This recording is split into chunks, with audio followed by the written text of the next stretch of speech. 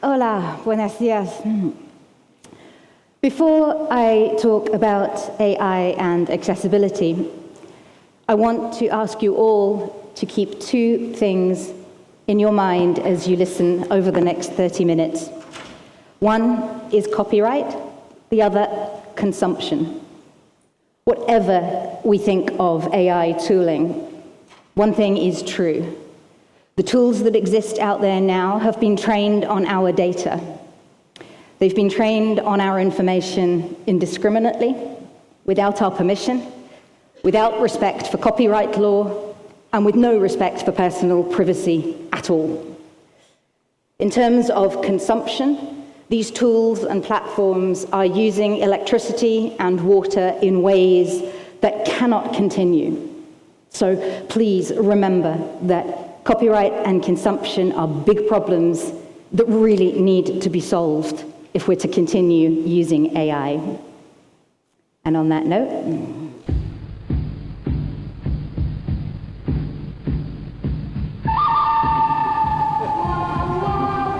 AI and accessibility.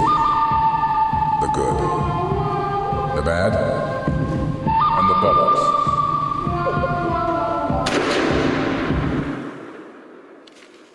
Now there's one good use case for AI. No way I could afford Morgan Freeman in real life. Before I start, I want to explain the word bollocks to you. It's a very British word, but like all good words, in English at least, we use it in many different ways. We can use it to mean a person's testicles. I'm not going to be using it like that. We can use it, in English at least, to describe something that's really good, as in, it's the dog's bollocks. Very strange phrase, I know. We can also mean it as an expression of when we are in despair or outrage, as in, utterly bloody bollocking hell. Or we can use it to mean something, and this is a very British way of using the word, just a little bit rubbish. It's not very good. It's all a bit bollocks, really, isn't it? And that's the meaning in this talk of that particular word. So now we've got that cleared up, I want to talk about something else. And, and that was unexpected, sorry about that. Oh, bear with me a second.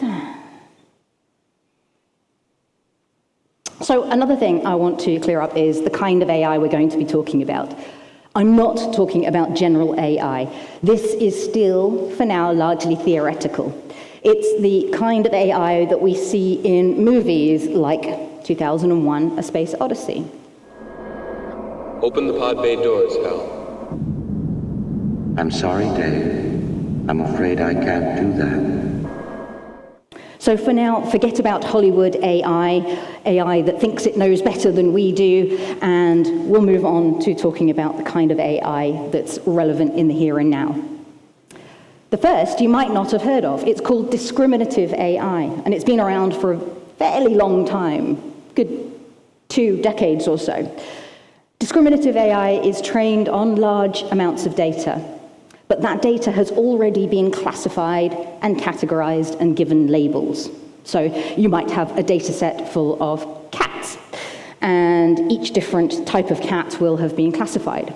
So then, when discriminative AI gets another picture of a cat, it can compare it to what it's been trained on and tell you, yes, this is a cat, or no, it isn't. And we've been using these in many different ways to help us with accessibility.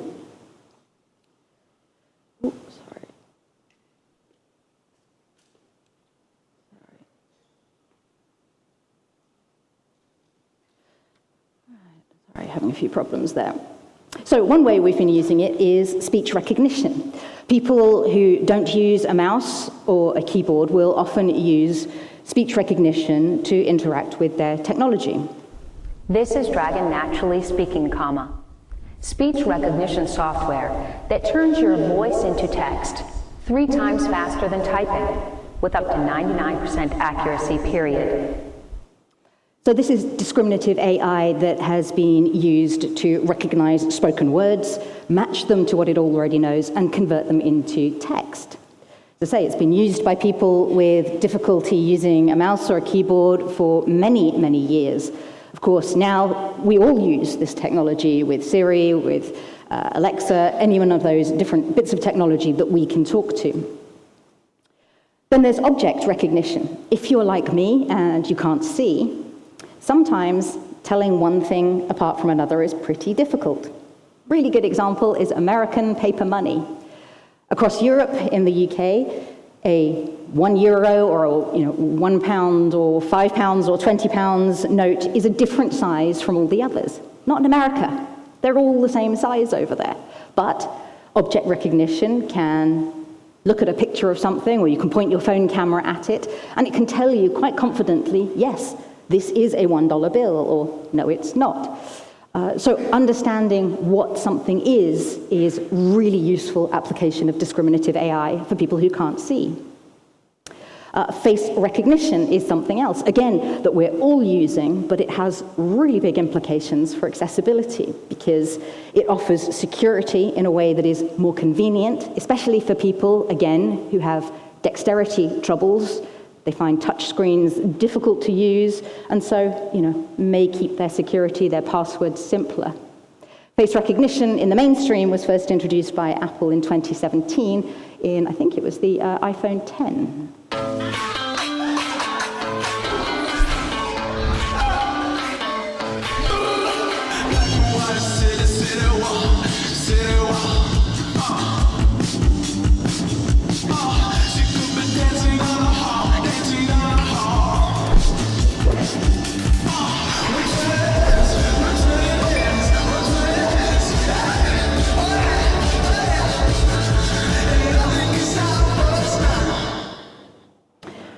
Another way that's helpful for accessibility, strangely, is for people like me who can't see. I can type on my iPhone and on other touchscreen devices, but it's really slow. So having face recognition as a security mechanism is just much more convenient for me too. There's also character recognition.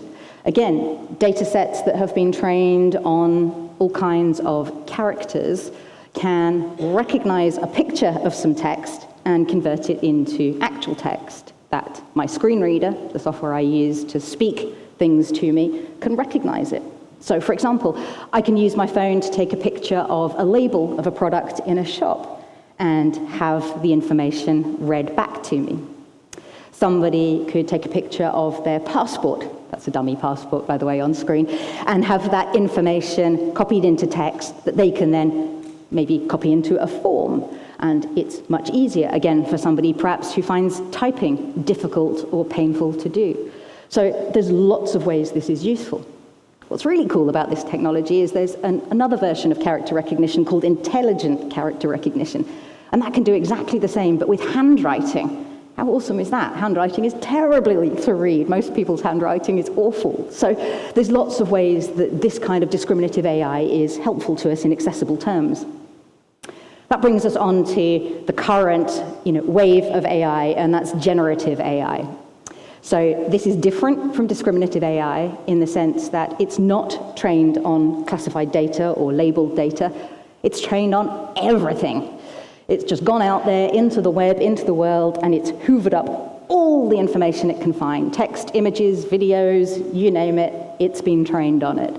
And then what it does is spits out content on the other side. It renders or generates text and videos and audio and all kinds of other things. Despite the problems, this has got some really good use cases for accessibility too. Text generation, it's really good at generating text. So you can point something like your camera at a generative AI tool like ChatGPT and get it to describe an image. This functionality is now actually built into my screen reader, so I don't even have to leave what I'm doing. I can just use a keyboard shortcut to get a description of an image right where I'm working. So here's a description that I think will be known to those of you in Malaga, and here's the description. The image shows a bronze statue of Pablo Picasso, seated on a stone bench in a plaza. The statue appears human-like, looking outward into the open space. In the background, there are multi-story buildings with arched windows and green shutters. Trees with light foliage are scattered around the plaza, casting shadows on the pavement, suggesting a sunny day. The scene captures a sense of tranquility in an urban environment. Now, if you're a sighted person, you might not understand how amazing that is. But that website where I found that image did not have a text description. So I could not tell what it was. I used some sighted help to find the image, but now, just think of all that description that we just heard. How extraordinary it is if you can't see an image and the website author hasn't given it a text description to actually have access to that information at all. I know blind people who are going back through decades worth of family photograph albums just to find the details that they missed when, they were looking at those pictures with maybe a friend or a family member describing them to them. But that was a static image. What about video? If you watch TV or movies, often they will have something called audio description, or AD. This is a second soundtrack that describes the activity that's taking place on screen visually for the benefit of someone who can't see that. But it doesn't happen all the time. It's complicated, it's expensive to do, and that puts people off. What if we could use AI to do this? And we're getting close to the point where we can. This is a feature in an app called Seeing AI. The feature only landed about 2 or 3 weeks ago. And if I put the iPhone face recognition video that we looked at earlier through this, it can pre-process it and make a start on audio description. Play button. A vibrant, abstract image with swirling blue and purple colors. A simple white background with a purple X in the center. Close-up of a smartphone's top edge, showing a blue abstract pattern on the screen. A smartphone screen displaying a swirling blue and white pattern. The word password appears in a colorful gradient on a white. So what that's doing is watching chunks of the video, recognizing it, and then generating text, which the screen reader on my phone is speaking to me. Now, you're probably thinking that's a really bad experience. A bit of video, a bit of description, a bit of video. You're right, you couldn't watch, say, a movie or a TV show or anything very much like this. But it's so promising. If this is what a first feature looks like, maybe roll forward 6 or 12 months, and perhaps it will be possible to have proper real-time audio description. And that, again, such a game changer. It's really kind of quite exciting. But it doesn't stop there. That video I had to upload to my phone, wait for a while before it processed it, and then I got the audio description. What if I could get AI to describe what was happening in the world around me? And Apple Intelligence in the iOS 18 beta that came out maybe 2 weeks ago now has this feature. This is just built in on my phone. A toy car on a wooden surface. A star-shaped ornament on a wooden surface. A glass bottle on a wooden surface in front of a white wall. A globe on an orange surface in front of a white wall. So that's just in my phone, in my office, my home office, with a bunch of things that I've got in my office sitting on the top of a chest of drawers. And I'm just panning the phone across those. And as the phone is moving towards each one, it's describing it to me. So I could use this walking around, find hotel room numbers, street names, shop names, all sorts of things just that are happening in the world around me. If you think about this when you leave here today and you walk along the road, maybe to walk home, get a cab, think of all the visual information you're taking in just while you do that. The shops, the trees, the sidewalks, the pavements, traffic lights, your friend next to you. I don't get to do any of those things, but this promises a time when I can take in every bit as much of my surroundings as you can. But let's move away from visual. What about other disabilities? What if we could team up the text generation with AI-driven speech generation? Lots of people have difficulty speaking for one reason or another. And there's a tool called Easy Speak, which has been put together by Pearl Hulbert and her fellow students. And what it does is it enables someone who can speak to have a conversation with someone who can't. And it uses AI to recognize what someone has said and present the person who can't speak with some options as to how they can respond. So, if we were to use this now and I was to say to someone, what do you think of this conference so far?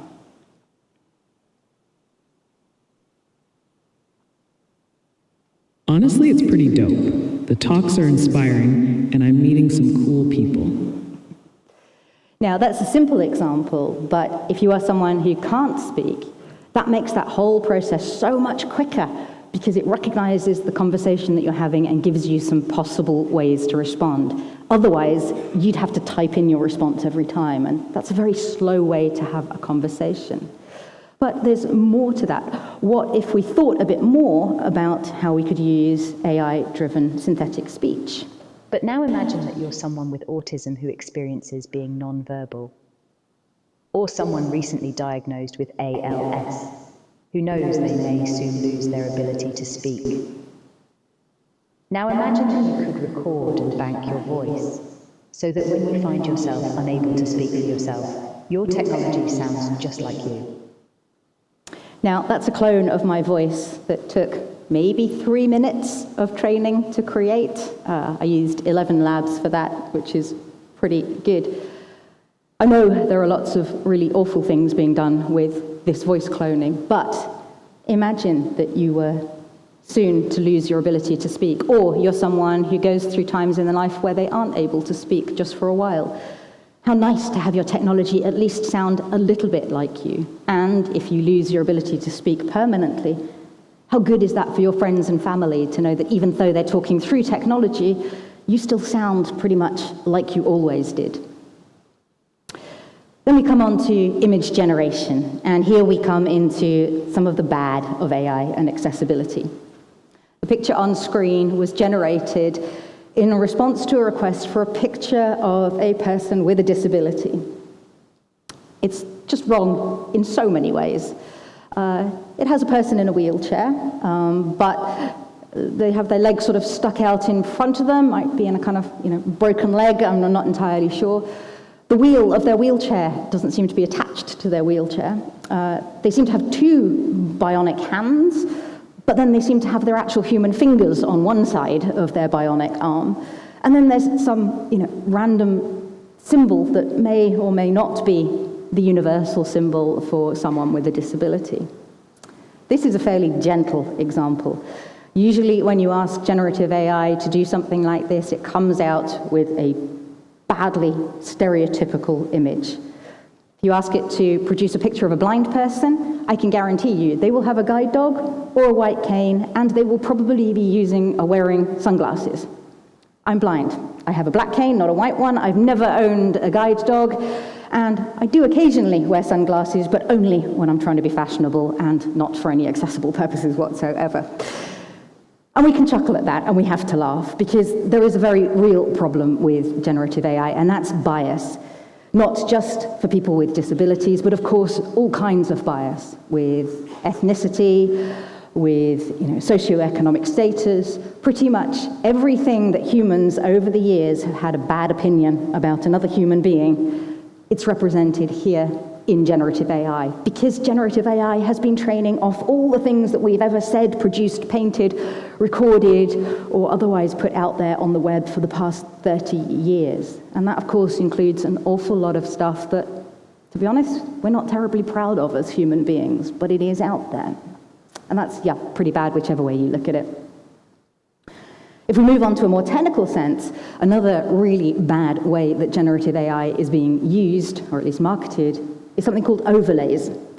They go by many different names, but the idea is that it's a third-party JavaScript that you can call on your website, and it will magically make your website accessible.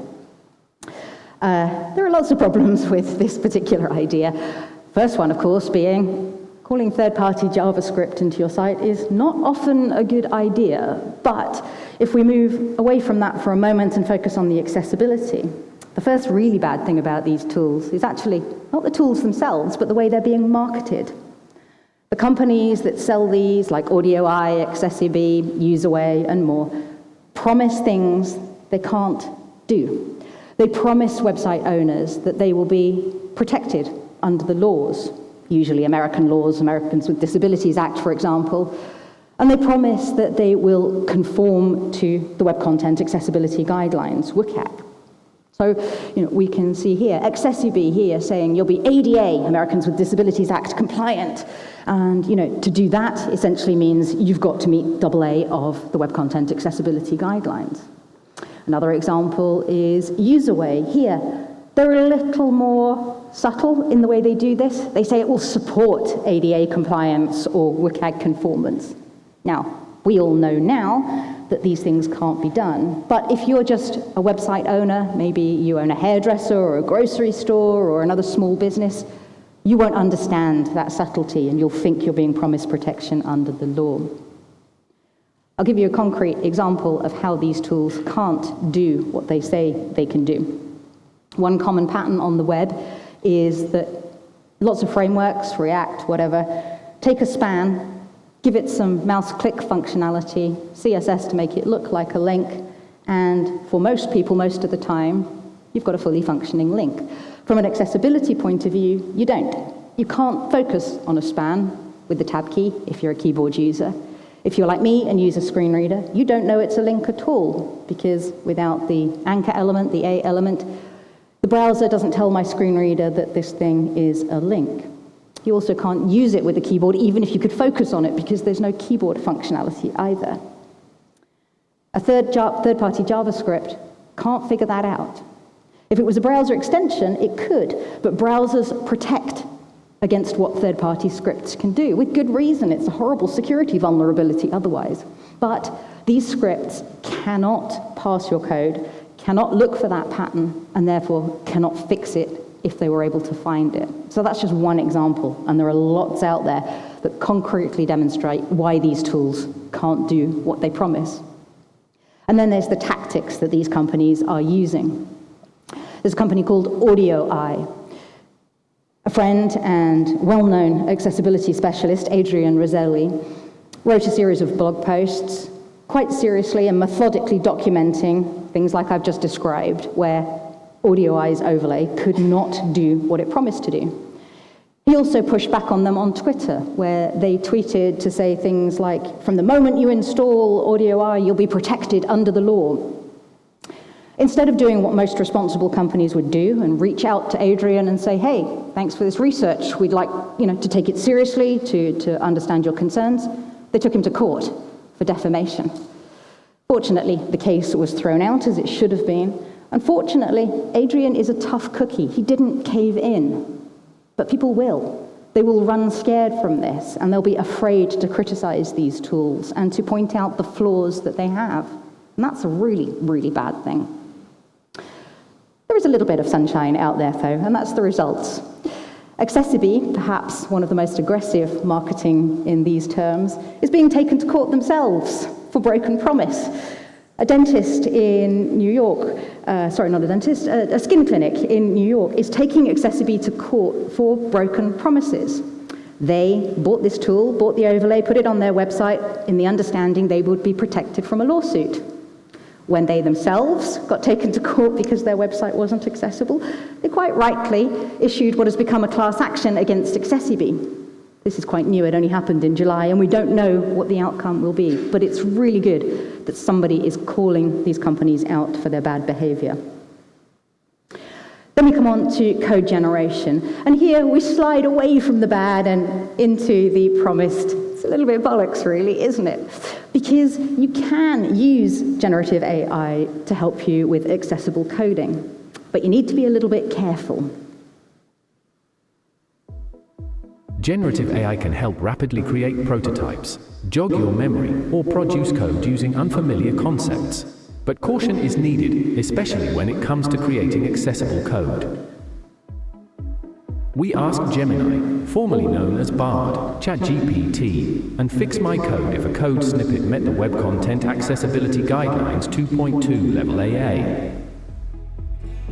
Gemini's response was detailed but didn't provide a definitive answer. ChatGPT's response correctly identified some issues but missed the main point. It focused on improving the label and link text. Fix My Code's response was confident but incorrect. It missed the fact that the code snippet failed a success criterion. We also told them to create code for accessible tabs. Gemini's code included ARIA attributes but lacked proper keyboard support. ChatGPT's code lacked ARIA roles, making it inaccessible for screen readers. Fix My Code used ARIA correctly but also lacked keyboard support. In conclusion, generative AI can help write accessible code if used wisely. Always verify AI-generated code with trusted sources. Now, there's several things there. One is that's a video summary of a blog post that I wrote a little while ago on that, and it's another good use case for AI. Not everybody is comfortable with reading, perhaps because you have a reading disability like dyslexia, perhaps your education meant as an adult you still find it difficult to read. Maybe, as many of you are today, you're listening or reading in a language that's not your first language. And video production is expensive unless you get some help from AI, so it's a useful use case. What makes that code generation story particularly bad, though, is that one of those tools, Fix My Code, it was produced by Userway, the same overlay company we just mentioned, that was supposed to be trained only on accessibility information, and its answers were incredibly confident and yet almost always spectacularly wrong. Fortunately, they've closed that tool down now, perhaps realizing even for themselves that it couldn't be trusted. But for the rest of them, the ones you're most likely to be using, go ahead and do that. But just like everything else you hear from any generative AI tool, check your answers. Take the code that you've been given, run it through with a keyboard, listen to it with a screen reader. Verify it with other sources. There are many of them out there. So use it to help you move faster, think, remember the attributes that you want to use, or get a sense of the approach you might want to take. But before you put it anywhere near production, make sure that it is accessible in every respect. Technology sometimes. The last thing I want to talk about is probably one thing you've heard about, certainly, and it's, again, in the little bit bollocks category, and that's hallucinations. Because, like with the code generation, we can't always trust the answers that we are given. When I first started using generative AI to find out what was in an image, I took a picture of a shelf in my home office. I really wasn't joking about all the junk I've got in my office. And that's what's shown on screen. And I asked, again, ChatGPT to describe the image. Here's what it told me.